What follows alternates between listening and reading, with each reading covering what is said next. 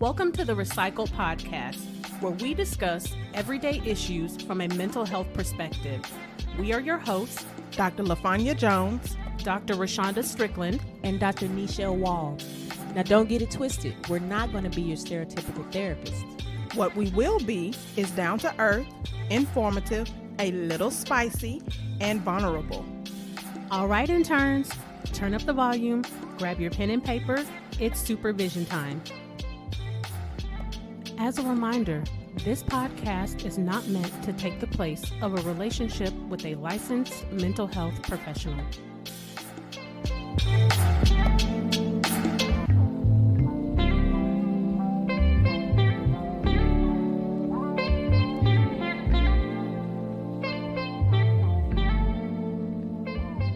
Welcome back to session 27, this broad, our final session of the year. Of the what? Year. You also see her shoulders. She went up like a little kid. Okay, interns. As you know, our This Broad sessions are kind of loosey-bootsy, fancy-free. Spicy. Mm-hmm. It's spicy, you know. So this might not be for the parents. I'm just keeping my mouth shut. Okay, so we're gonna try to start off by talking about how we're going to end 2020. Mm-hmm. You want me to start, y'all? Sure. Because I'm kidding. I was going to say, because I don't know, but so we're going to close our office, balance speaking. We're going to close the office for about a week and a half.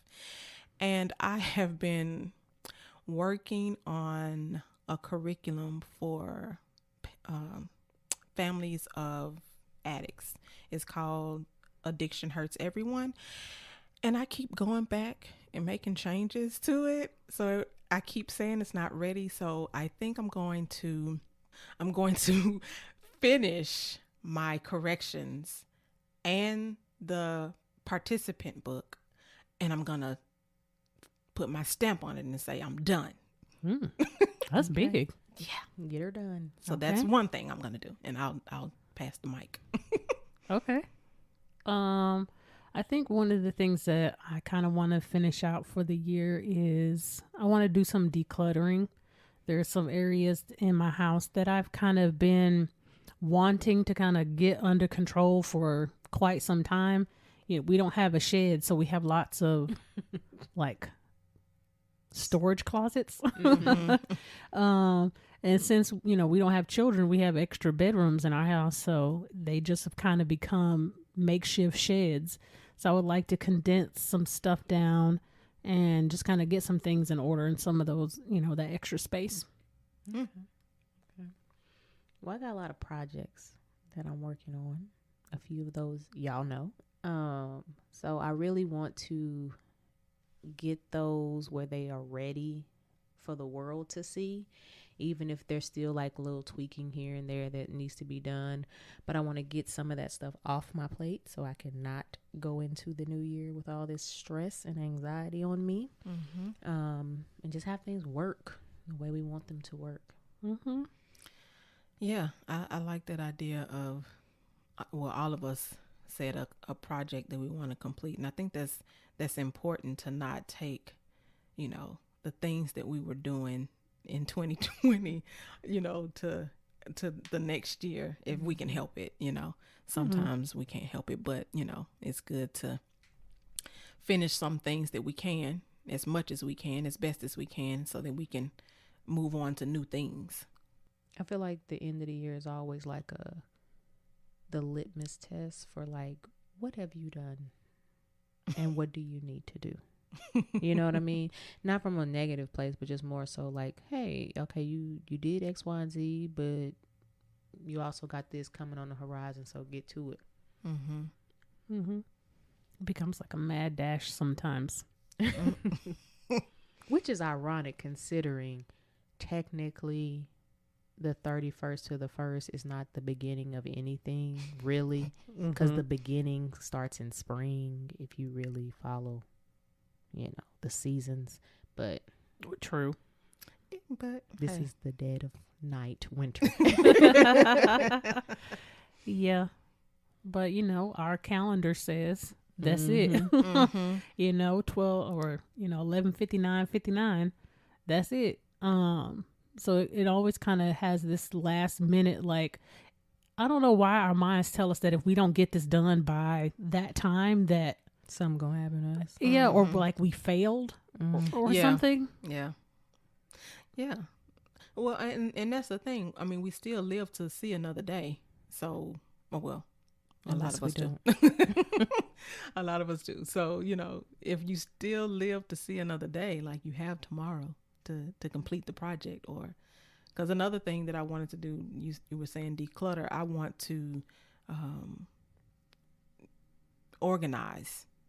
Because like under my, bathroom sinks, I just have like stuff just under the sink. Mm-hmm. So I need to put some organizers under there so I can see things better because I Easily can't get stand it. it. Yes. I agree. Yeah, that's why I said there's lots of areas in my home that are. It's just what I visually not what I want. You know what I'm saying? It's not necessarily that it's dirty or anything like that. It's just visually when I look, I want my stuff to look like Chip and Joanna. Exactly. That's what I want. Yeah. When I open my cabinet, Hey. I want that thing to be labeled with clear glass, and Yes. like, Yes. I like the organization. yeah. I'm here for that.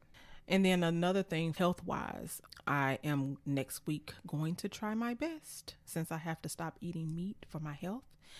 I'm going to try my best to start eating vegetables, more vegetables, maybe only vegetables next week, or maybe you see how it keeps lessening, or maybe, or maybe do like 2 or 3 days of just, out of the week eating just vegetables. I mean, I kind of cut myself out of a lot of the meat now anyway, since I'm just eating fish and chicken, but I haven't had fish in a while. So now I just need to rid the chicken.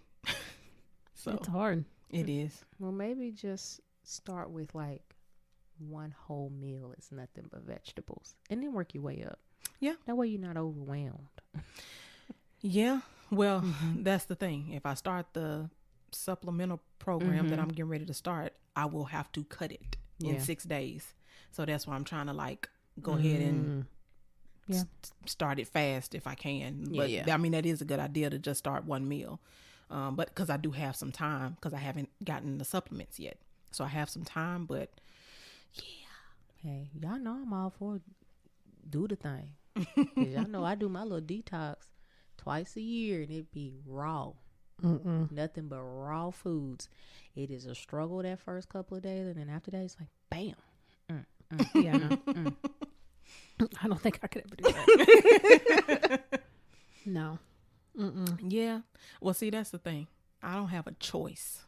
Otherwise, You got things you're doing. You got things. Yeah. We're not gonna reveal those things oh, yet. yeah, Yeah, because y'all don't get to know everything now. right. We have right, clients that listen to this. Right. Oh yeah, that's true. I mean, they would figure it out anyway, though. I'm not sick or anything. I'm not sick, so don't think. You just reminded me. Some of our clients do listen. They be like, "Oh my God, is Dr. Joe sick?" Okay. I'm not No. sick. But I mean, we got lives too. We got things we want to accomplish. Yeah. It's because I think all three of us have been on a health journey. I think it ebbs and flows on the intensity of that journey. Yeah, it does. But I definitely think if I had an additional kind of, and I don't even know if this is necessarily a wrap up, but something that I am being more diligent and focused on is being more mindful on what choices I'm making. Definitely learning that moderation, I don't know, and I don't even know if that's a word I really want to use, is just what comes to mind, but learning more about what I want versus what I need, and then kind of like the combination of them two things coming together. Discipline. Yes. Yeah, discipline is very important. I mean, when we know, like, we all know what's healthy for us. For the most part. But we just don't want to do it because it tastes like grass. It does. And so we don't want to eat grass. Girl, Derek get on me about that green smoothie kick about maybe once a month. You remember when you was doing that green smoothie thing? I'd be like, yes. He'd be like, what happened to that? I stopped doing it. Because, it tastes exactly the same. It doesn't matter what fruit combination I put in there. It all tastes like grass and fruit. Like I just went outside and picked a whole bunch of, crabgrass and just ate an apple. Crabgrass and ate an apple. She angry. You can tell she died in right now. Yeah. She is angry. It better taste better than them egg whites. Oh, ugh. Oh man, can we talk about egg whites for a second? I thought I loved eggs, and I probably still do, but they need the yolk in them. They need yolk and they need some sort of fat. Mm-hmm. Anybody that tells you that eggs with no type of fat, so when I say this, I mean you either cooking them in butter or some sort of vegetable oil or something. Eggs are disgusting. If you just like, I'm just gonna eat them like steamed, I guess. I don't know what kind of way. I'm telling you guys, like my throat was literally closing up. Like it would not swallow no more of those eggs. Yeah. Yeah, we were going through a detox, and throughout that detox we could only eat egg whites and certain meats and vegetables. And so for breakfast we would try to, first 2 days we was like, yes, we got this. These eggs are good. Okay. By that third day, yeah, we wasn't so chipper. It was literally like chewing up mush in my mouth, and they had no flavor because at this point you can't use salt. Like it's literally just eggs whites, no salt, no butter, no oil, no pepper.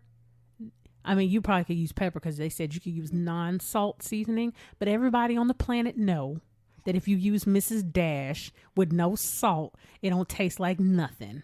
It's like Mrs. Dash, no sponsorship, doesn't have it don't penetrate. It just sit on top these little wood chips and stuff. That's what it looked like. Yeah. And then they got different flavors on the label, but it ain't no flavor. It might, you know what it now, reminds me of? I will say that Chipotle one is good, but it's because it's finer. You know what I'm saying? And it got a little spice. It has like some little like red pepper flakes in there. See, I've never had the Chipotle one. But you know what? No sponsor. I like that. You know what? Those salt-free seasonings remind me of another no sponsor, LaCroix. It's like the I love LaCroix. It's the essence of seasoning, the essence of flavor, but then it ain't none. I love LaCroix, so I can't talk bad about it. It's like you put a Kool-Aid packet in some water. No, even that's flavorful. This is like you drinking seltzer water, but you smelling the Kool-Aid packet at the same time. That's why I don't do flavored water. I've never, because I'm like, it start making my mouth get juicy in a bad way. I'm like, it's not there. It's not there. I'm a texture and taste person. So if the taste is some off, my mouth ain't gonna do right. If the texture, like with these egg whites, yeah, I'm like, get it out of my mouth. I don't like it. You don't realize how much salt changes, like completely transforms the taste of food. You know, that's why it used to be a currency back in the day. Oh yeah. Yeah, or we say stuff like take it with a grain of salt. Because I'm Make like, it better. Yeah. Okay, salt just completely transforms your food like in a major way. It's amazing to me. Yeah. And I don't even eat that much salt. I don't either. I really only use pink Himalayan salt. That's it. And it's like the fresh kind where you grind it up so you know you really ain't getting a whole bunch of salt in there. But I was like, oh my gosh, what is happening? I was telling the ladies earlier, I was like, I don't think I can cook. I think I don't know how to cook no more. And we said on another session, I can't even remember which one, that we all can cook, but this one does make you feel like you can't. I'm telling you, garbage in these kitchens. It's that salt-free seasoning. Because then when you taste the food, you be like, oh, this what it really tastes like? Oh, I didn't know All of fish. it's nasty. I didn't All know of fish it. was so bland. All. Blech. The meat, the vegetable. The only thing be popping be fruit. And that is not on the list. And we can't eat it. Can we talk about how trash turkey is, please? Oh yeah, we can have turkey, but we have been eating it in turkey patties. Dr. Wall and I was talking earlier about her having the turkey, fish, Ground and the turkey. chicken. But we can have turkey, but we had only eaten it in the ground meat form. Dry. Straight chalk. The one that we got to do, the 99%. Straight chalk. Turkey already lean. I was like, powder. That's what it crumbled like powder in my mouth when I ate it. I don't even open my container. I just steam it so some more moisture get off in there. And then I put the avocado on top because I'm like, this is garbage. See, that's why we started fixing our meats that day while we was in session. And that's why we don't get all our meals, because otherwise it's going to be dry. Crazy. It's dry, period. I just can't do it. And you have to I'm take like, it I'm straight from the done. You have to take it straight from the bread cooker and to your plate and start eating. Yes. Man, it's so hard to be healthy, because I don't even want to say lose weight. Man, it is so hard to be healthy because you realize how, one, there's so much processed stuff out here and how little like fresh stuff there is, and how our culture is not really set up for you to be able to cook, you know, because most people work 8 to 12 hours a day. I'm just going to give a pretty wide range there, because that's, you know, depending on the field you're in. And then you have, if you live in a metropolitan area, anywhere from on the low end, I'll say a 30-minute commute, all the way up on the high end. Some people have an hour and a half, potentially 2-hour commute. So you've already taken up a huge chunk of your day. Yep. Yeah.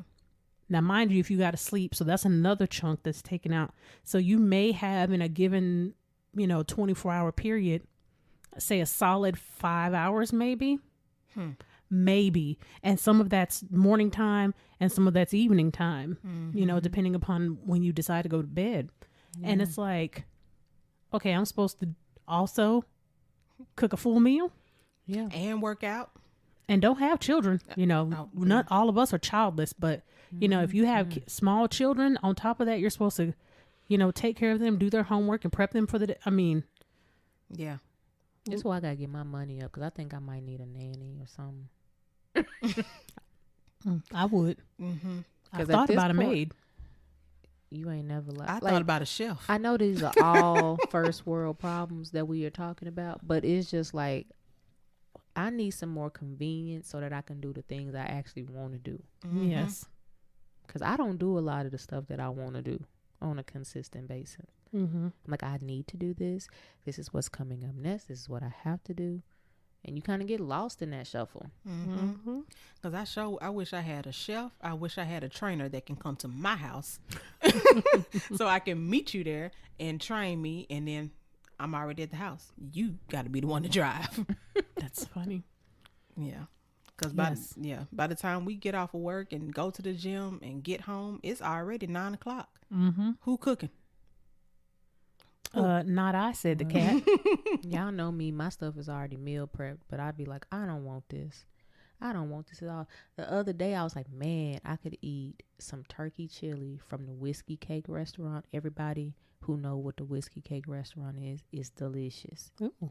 It is, and then they got a whiskey cake that's like this toffee. I need to stop because I went down the wrong road. See, this is why we need video, guys, because you should have seen Dr. Wall's eyes when she was like, "They got a whiskey cake." Like them two together, it's real spicy. It hits you right in the back of your throat. Okay. It's delicious. Wow. Yeah. So and I'm not even a huge cake person like that. Later, I said we might have to go treat ourselves later. Oh yeah. Where is it here? I think it's Irving. Oh, okay. That's not too bad. Yes, yeah. I think it's Irving. That's not bad at all. But well, what y'all think? Y'all want another stimulus package? Yeah. Why? Why do y'all want another stimulus package? Because the government don't want to give it to us. I mean, I definitely don't mind, putting money aside for an emergency fund or, retirement. Yes. I mean, we've been blessed to be able to continue working. Yes. You know what I mean? But that doesn't mean that times are still not like hard. Mm-hmm. Like you have to kind of restructure a lot of things. You have to do a lot more delivery thing. And, that's money, extra money coming out your pocket. So I'm all for a stimulus package. I needed to not come back out in my taxes, please. Yeah. Yeah. That's the thing I'm worried about. Mm-hmm. I guess my biggest thing is that the people, like you said, Dr. Wall, I do agree. We have been blessed because of our field. Even if we have to close the office for a couple of months for whatever reason, we're still able to work. Mm-hmm. Mm-hmm. But there are some who don't have that privilege to work from home. Mm-hmm. They lost their jobs because their companies closed, or they were laid off because of downsizing, or whatever the case may be. And that is what I think for me breaks my heart the most, because I would consider us in this case to be privileged because we have the opportunity. But there are some who out there who don't have that opportunity, and they need 3 million. Mm-hmm. Yeah. Because I think, while I think a stimulus check would be nice, in my particular case, it's not necessary. No. Yeah. It would be nice. But there are individuals, like both of you ladies have said, that it is necessary for them to receive it. Yeah. And they have not. And it, unfortunately, there's just been a great disservice done to so many people because they're, as of the 31st, landlords can go back to evicting people. Yeah. And I don't even want to think about the tsunami of evictions that are about to be coming around, in the next couple of months. My thing is, it's not going to really be smart for them to do that anyway, because at the end of the day, who coming to move in? Ain't nobody coming to move in. Yeah. Yeah. I definitely agree with you, but the banks don't care about that. I get that.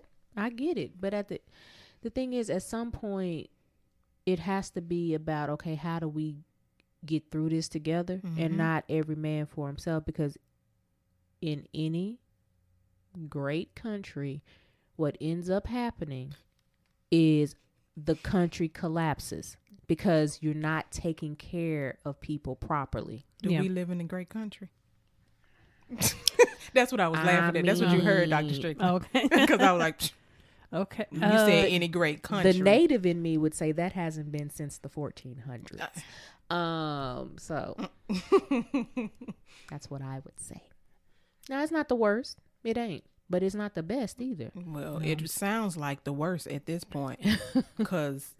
And I'm saying at this point because of how we are failing our communities.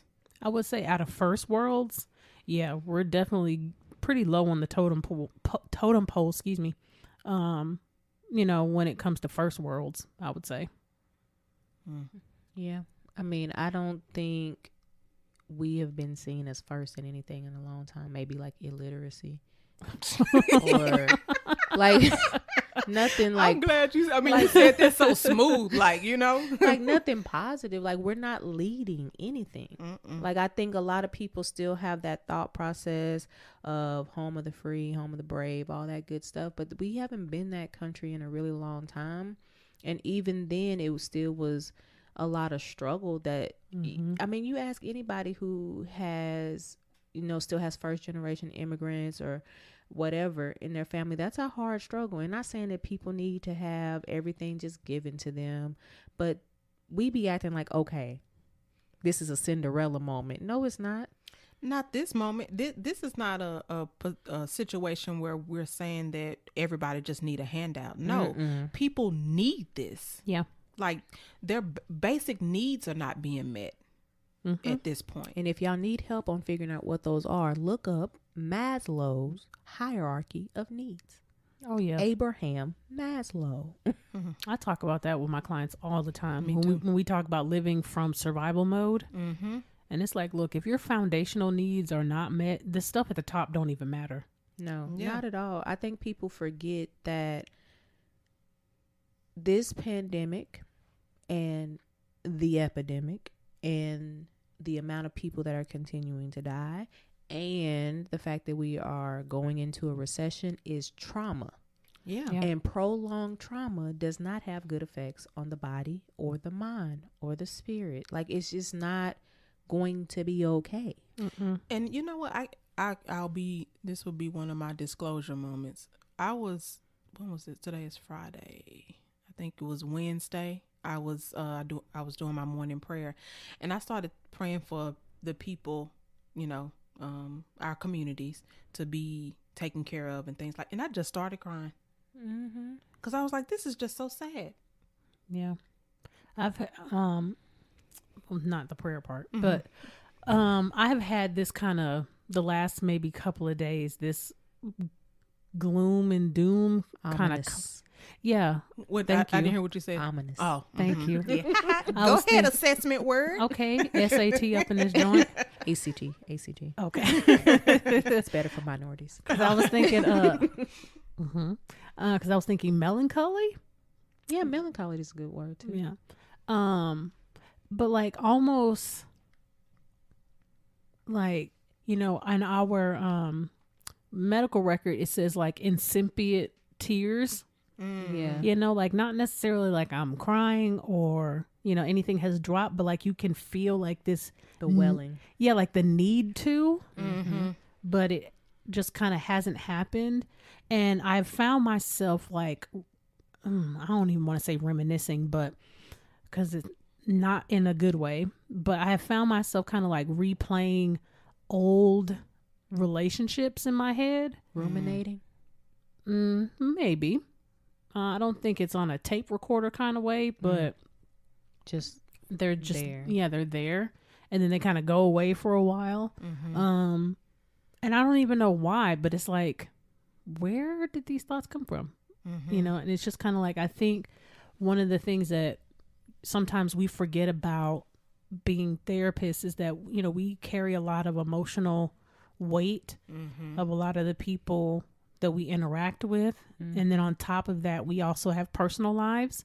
Yeah. So then we have our own kind of our individual emotional weight and then our own relationships with family and romantic partners and friends and things like that. So sometimes it can be, it begins to take a toll. Yeah. I want to say it was like 2 years ago, and we were having our end of the year situation that we normally have, and we were talking about how eventually we want the office to be able to shut down like for the last 2 weeks of the year so that we can recoup. And I will be so happy when we get to that level to be able to do that so that we can be like our best selves, like especially because usually we all kind of stagger like vacation. Nobody has done that. Like Yeah, it has been a rough Yeah. year of going and going and going and going. Yeah. And I know me personally, and I think most therapists have this to a certain degree, the emotional intake. Like I'm full. I don't need nothing else. The Yeah. empath in me is like, oh my goodness. Yeah. Oh my goodness. Like it's a lot. Well, I think that compassion fatigue, I've been seeing that term a little bit on, I guess maybe social media, but I think a lot of clinicians, just kind of outside of our particular licenses, but just clinicians in general, I think are experiencing a lot of compassion fatigue because, we're expected to be on, that's the point of you coming to see us is so that you can, essentially release and unload all of what your stresses, troubles, traumas, and things like that. And then we're there to kind of help guide, teach, encourage, support, insert all of those types of words. And then you're, like you said, your cup is runneth over after a while. Yeah.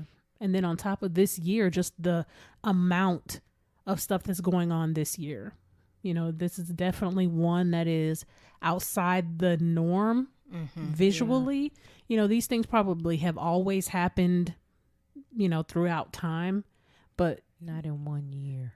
I just think it's just so many things going on all at once. Like, the government stuff, politician stuff, the social injustice. And then on top of that, obviously we're clinicians. So we have clients who have individual stuff plus this stuff. And so it's kind of like, you have to, like you said, Dr. Strickland, we have to address all of those things while we're also going through the community stuff, the politician stuff, the governmental stuff, and the social injustices because we are African American women. Mm-hmm. It's a lot. Yes. Yes. The intersectionality of it all. Yeah.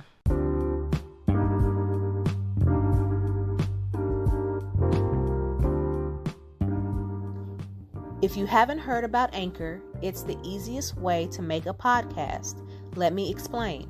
It's free. There's certain tools that allow you to record and edit your podcast right from your phone or computer. Anchor will distribute your podcast for you so it can be heard on Spotify, Apple Podcasts, and many more.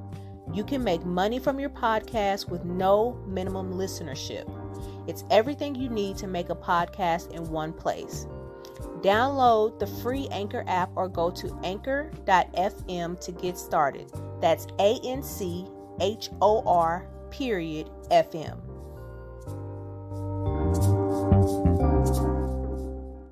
At the end of the day, it's just you have to really be self-aware.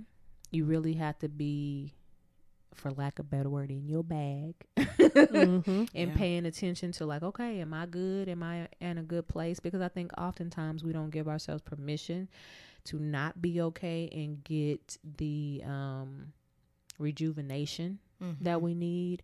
Like I'm thankful that we do the podcast because y'all know I don't get to go outside with me being immunocompromised. But I'm like, I was thinking, I think Tuesday, I was like, man, I would be glad when I can get a bunch of hugs.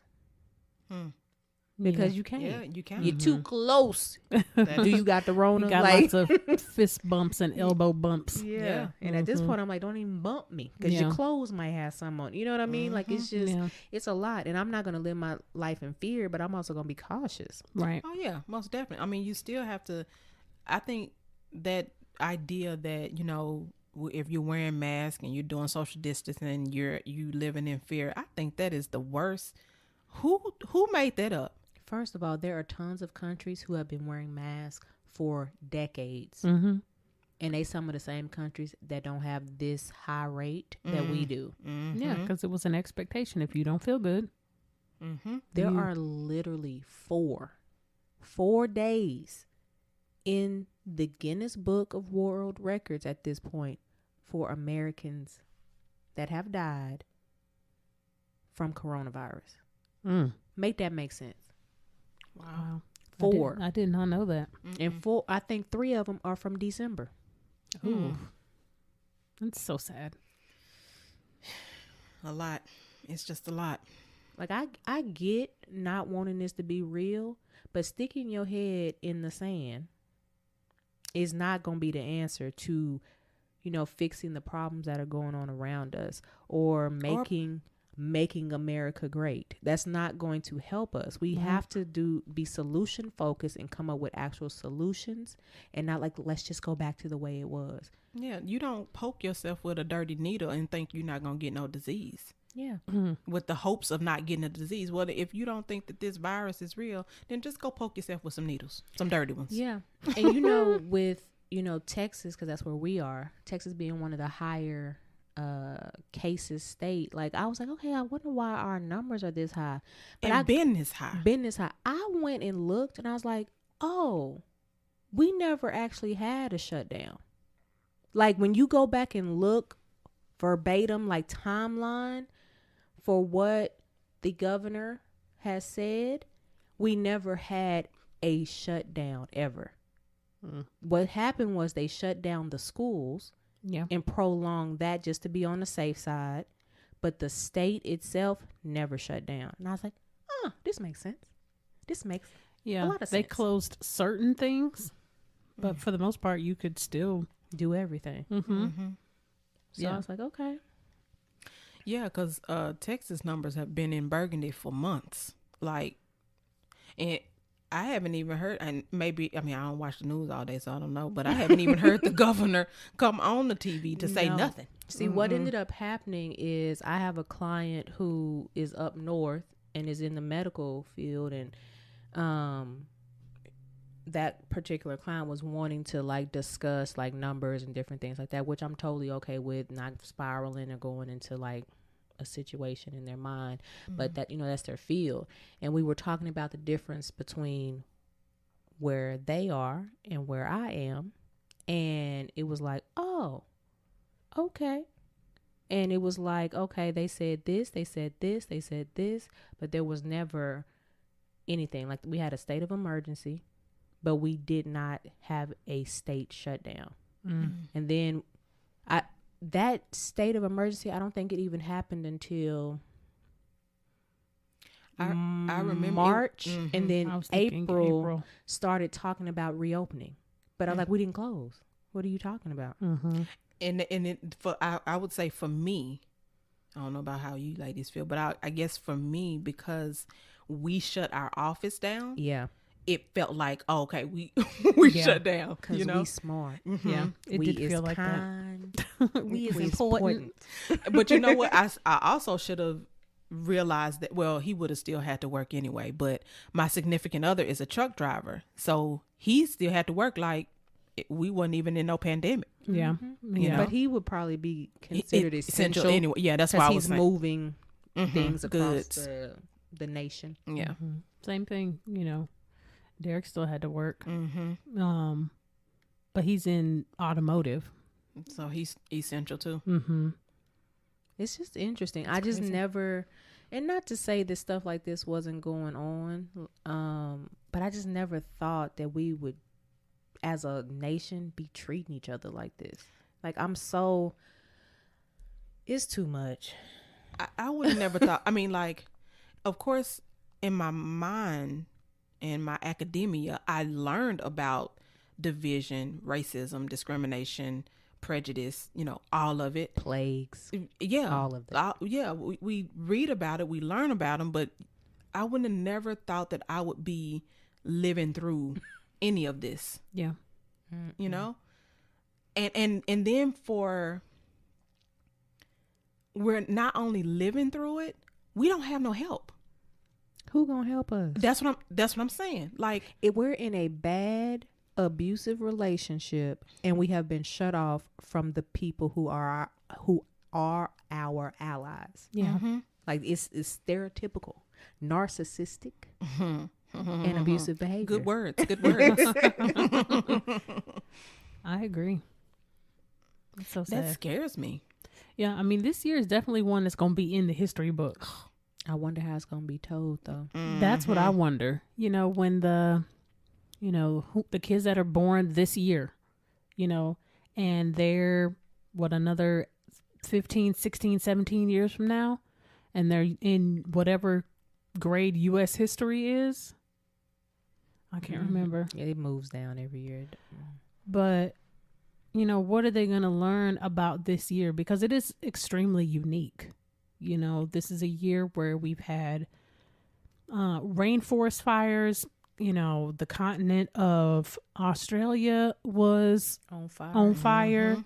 You know, we've had, of course, coronavirus.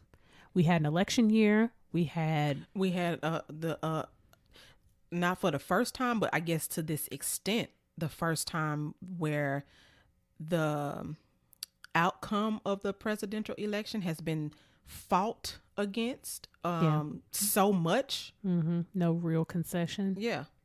Yeah. You know, and then we've also got all of the social justice things going on. I mean, it is definitely Like, we ain't been on this level of social injustice since the 60s. that's what I was But thinking. even before that, the Civil War. Mm-hmm. Like, you get what I'm saying? Like, The infighting. Yeah. I'm just like, what is going on? How is a nation of immigrants and all kind of other stuff fighting like this? How y'all fighting over stolen land? First of all, we all immigrants except for the Native Americans. So why? I'm part Native. Thank you. Yeah, okay. But that's what I'm saying. Like, only people that really should be fighting for their land is the Native Americans. What we fighting? I mean, well, we may have a percentage, but I'm just saying, like, what we fighting for? I don't know. It don't make no type of sense. That sound real country for. I mean, you are from Tennessee. That's true. Tennessee. Take me to another place. Yeah. We digress. I mean, I'm with you on that. I just feel like it don't have to be like this. Like, even if you do want to protect what is yours, air quotes, it don't mean that it has to be at the expense of someone else. It doesn't have to be through hatred of someone else. That's a lot of energy. It is. It is a lot of energy. Mm-hmm. Like, I really just don't understand. Like, that level of evil. I just don't understand how. What? I don't understand how you hate someone because of the color of their skin. That, like, my intellect does not allow me to grasp that. I don't understand that. Like, so I need somebody The level of hate. to come and explain that to me. It's not rational, so you can't be explained. But Yeah. the ironic part about it is you have that level of hate, but yet melanin is worth more than gold right now. Oh yeah. I said, okay, let me just go Yes. scrape some of this off and like Yes. give me some stuff. Like, Right. what? Let me do a Yeah. swap. It's crazy. Yeah, and it's so draining. I had a client today that I was speaking to, and she is not African American. I won't say her race. Ethnicity. Yeah, she's not African American, but she is a person of color, and she felt like she was being discriminated against the other day. She was. I won't say the particular story because if she ever listens, then she'll know. But she felt like she was being discriminated against. And she was very frustrated. And she said, if me this is my first time ever experiencing anything like this. And she said, and I'm frustrated. I cannot imagine how Black people feel. And because y'all have gone through it for decades. I said, and she was like, I don't even know how to address this. Mm-hmm. And because she was saying that after the situation happened, she ended up going to her nail tech, who was also African American, and she witnessed. Oh no, her nail tech told her about 2 discriminatory situations she had like back to back, and she was like, she handled it so well. I said, just because we used to it. Well, we don't have a choice. It's either And I told her that too. survive or die.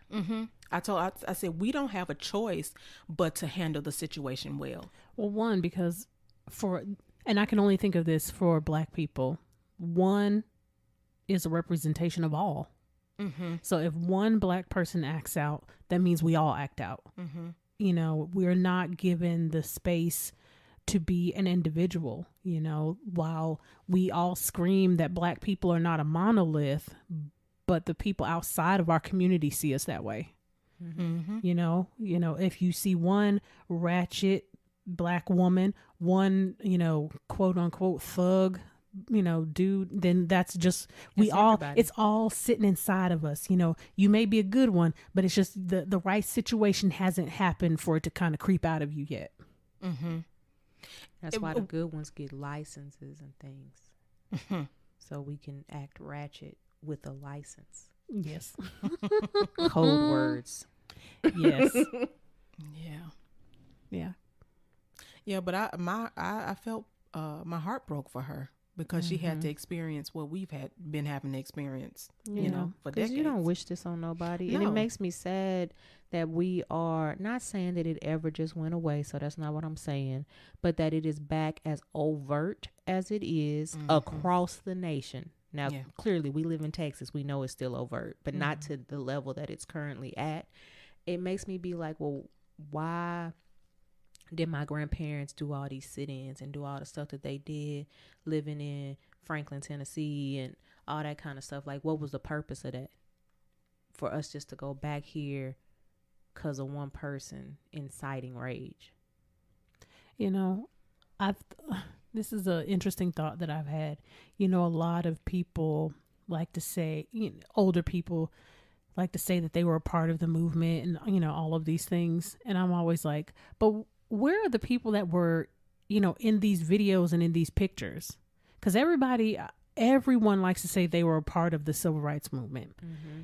But I'm like, but there was a whole lot of people in these pictures yelling at people. They can't all be dead. Right. You know what I'm saying? Like, everybody's grandparents weren't part of the civil rights movement. No. Mm-hmm. It probably was very few. Yeah. Because it was new. Now it's kind of like now you probably would be shamed the other direction. So you not going to help? Like, it would probably be like that more so now, or you at least be held accountable for whatever. Mm-hmm. But back then, I don't really think that many people... I don't feel like a lot of people felt like they had the right, literally and figuratively, to do that. Yeah. Well, I'm thinking more along the lines of like non-black people. Mm-hmm. Mm-hmm. That when you watch videos of, or you talk to, some non-white individuals, there's a lot of people that say they supported this and supported that. And I'm like, but everybody wasn't a Bernie. Right. Right. I'm like, but that's not the way the country was set up back then. The way the country was set up was, and my thing is, separate but equal. If it was that many of you that were a part of the movement, why is it still so heavy right now? Why is the law still the way it is? Why are there loops and holes and stuff in the system? System. Yes, because I can't think of the word. In the system, so and if you were there, why did your generations after you continue the other way? Right. Because to me that's weird. Because you raised them. Exactly. If I have alcoholism in my family, at some point somebody becomes a change agent, that still shouldn't be happening as a major coping skill in the family. Now, of course, some people gonna do whatever they want to do, and it can still be in your genes. It's still in your genes, but you change the environment. The environment, and it's not the family as a whole is battling with this. It's one or two here and there. Mm-hmm. Yeah, that's not what we got. Right, going on. Not saying everybody bad in America. Not saying that at all. In the United States of America, I'm sorry, because there's more than one America. I'm not gonna be that un-American. But it just, to me, I'm like, come on, y'all, grow up. Like, y'all can't be this childish. Like, it's like watching a whole bunch of children. Like we were saying the other day, man babies and women babies. Yes. Like, it's just too much. I'm sick of it. Very, very much. Man, that's such a heavy subject. It is. It is. Can we talk about something lighter? Yes. What would you like to talk about, Dr. Strickland? I mean, there's all kinds of things I would like to talk about. Come on with it. But I don't know, the appropriate things that I could talk about. I mean, you can come with some inappropriates. No, that's a hard left turn. I can't quite go that sharp. But one thing that you did say that I was just kind of like, about agents of change. Mm-hmm. Have there been any agents of change in y'all's life this year?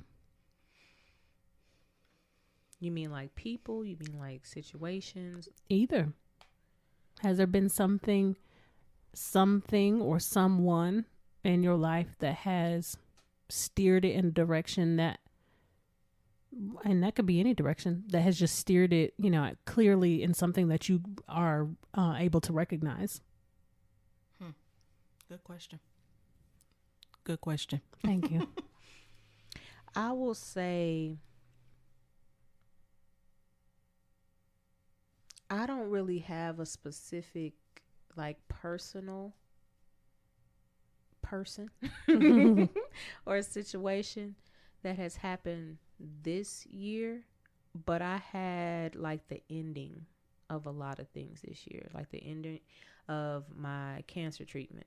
You know what I'm saying? Like going through all that process and my eyelashes coming back, my eyebrows. Y'all know, because I was bald headed, bald eyed, as my my grandfather would say, bald eyed.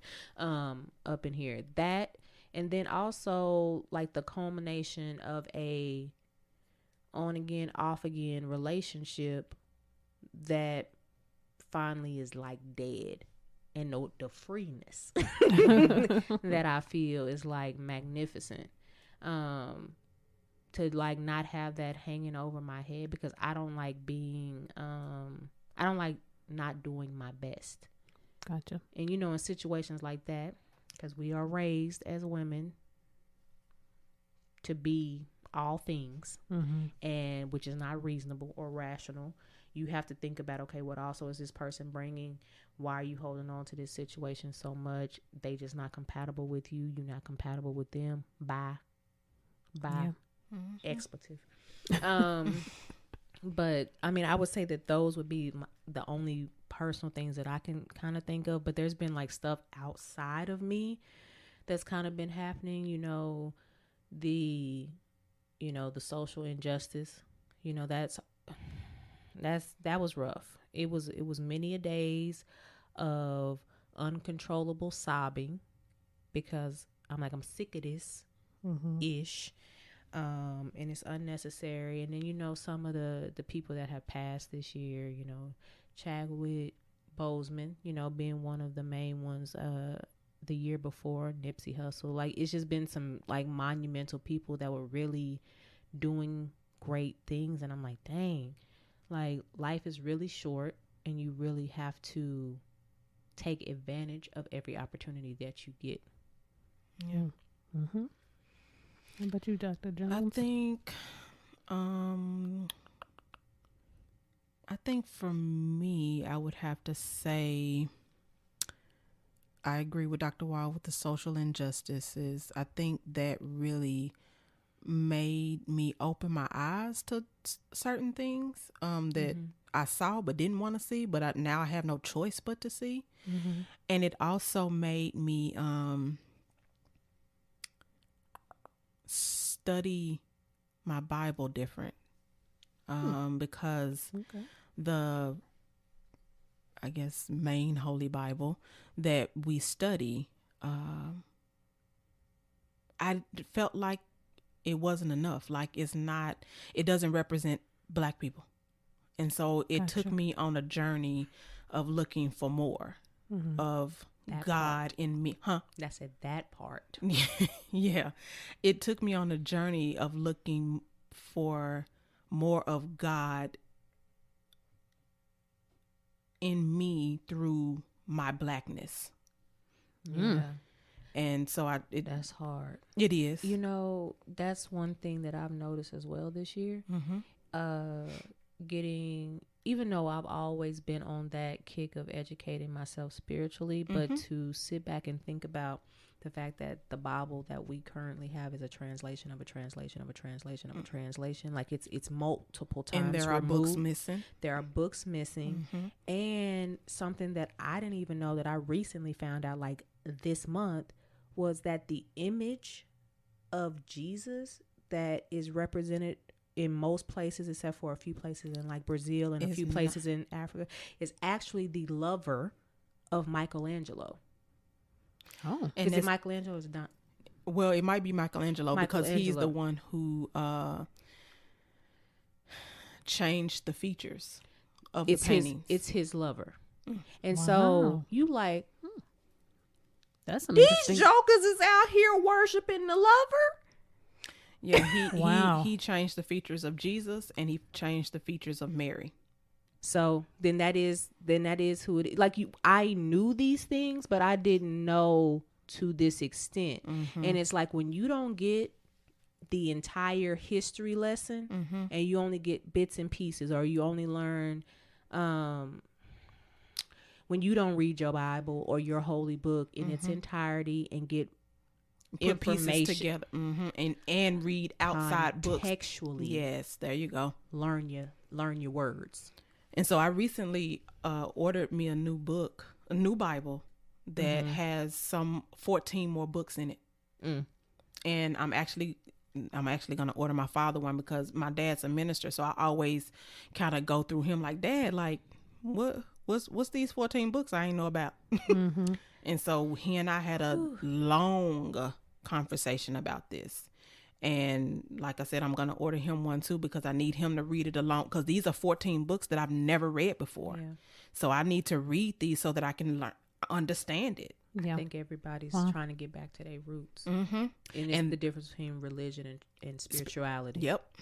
Yep. And that's exactly the journey. That's what all of this social injustice, the politics and all of that, that's what I've been trying to develop more of. And you remember, I think I said this on a different session in the beginning of the year. It was like a light bulb that Yeah. and I wasn't able to articulate it well because I didn't know what it was. But I think it's this, like going to a traditional church now.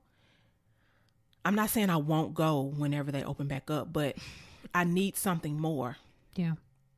I'm sorry. That was a long. No, that was great. Thanks. Yeah. If it wasn't well thought out, it sounded thought out. I appreciate that. Mm-hmm. Come on, Dr. Jones. I know. With the insight. That's awesome. Thank you. Yeah. I don't know if I've had any major change agents this year. Well, let me pull that back. I will say that I've had some revelations for myself, and I've said in previous sessions that, my personality, several years ago versus my personality now are kind of different from one another. So I think as I've kind of been thinking about things that I want and directions that I want to go, being able to be more solid in my own desires and communicating that with, various people in my life, and not wavering from those expectations and not being afraid to move on.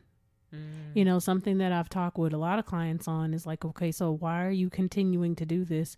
If it's no longer serving you and it's not serving that person also, like, why are you continuing to do the same thing over and over?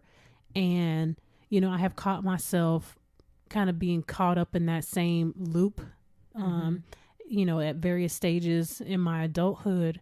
So just looking at some of the quality of that's around me, and that could be all the way from, my socks up to, my relationships. Am I exuding and walking in the thing that I have in my head? Because in my mind, I think I'm one thing, but then when I pull back and look at my behavior, am I actually living the thing that's in my head? Yeah. That's deep. I like that. Come on now. Conspiracy theorists. Come on now. Got Now, deep on see, us. hold on now. No. That's a session by itself. We done told you. Because my light bulb was like, ding.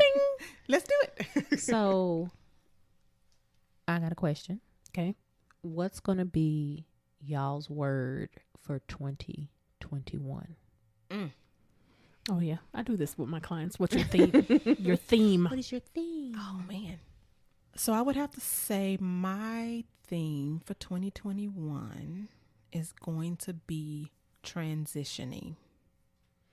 Okay. And what does that mean to you? So obviously, like I was just saying about the learning of new things about the Bible and things like that. So I'm going to be transitioning a lot of probably how I see things, how I hear things, how I live, my life out through the Bible. And then even just some of my mentalities, I think, also need to transition based on how I approached things in 2020. I also think that needs to transition as well. So I think for me, it's going to be like a whole like holistic type of growth. Gotcha. My theme for the year is going to be me, or selfishness. and not in the way that is selfishness to get over on somebody else. Yeah. But selfishness in thinking more about me. What inspires me, what's holding me accountable, what I want, what I need to let go of, what's healthy for me, what's unhealthy for me. So if I had a theme for 21, it would be me. And then it would be like my umbrella term. And then, kind of all of that stuff up underneath it. I think that kind of fits with Dr. Jones's idea of transition.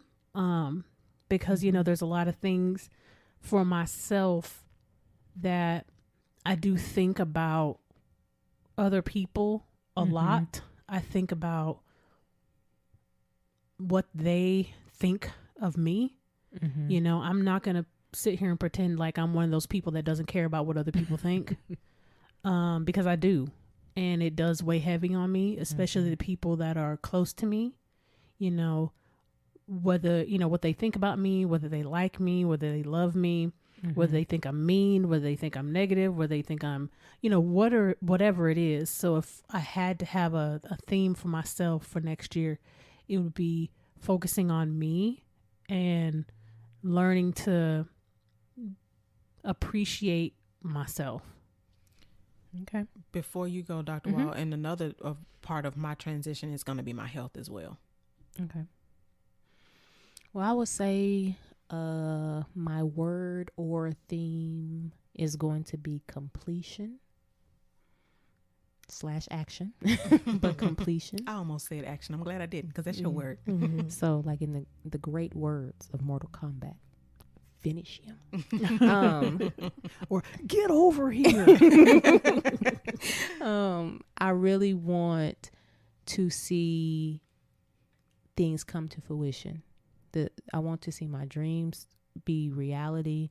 I want to make sure that I'm setting my intentions, that I'm manifesting, that I am living the truth of who I am and what I want.